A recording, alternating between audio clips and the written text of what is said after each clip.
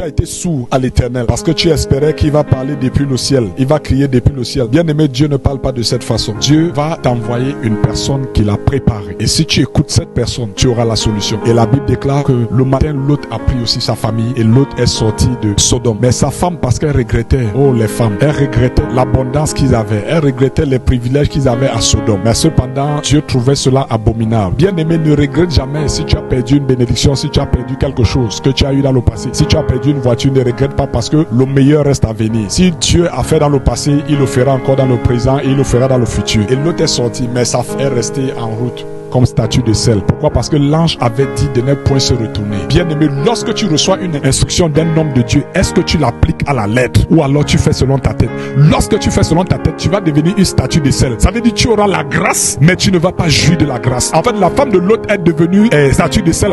Elle avait la grâce du salut, mais elle n'allait pas jouir de cette grâce-là. Elle n'a pas joui de cette grâce. Vous avez souvent lu ce verset, vous n'avez jamais compris pourquoi cette femme est devenue statue de sel. Et qu'est-ce que ça veut dire? Le sel symbolise la grâce. Vous êtes le sel de la terre. Elle est devenue le sel de la terre. Mais son mari a bénéficié de la grâce, elle n'a pas bénéficié. S'il te plaît, que cela ne soit pas ta portion au nom de Jésus.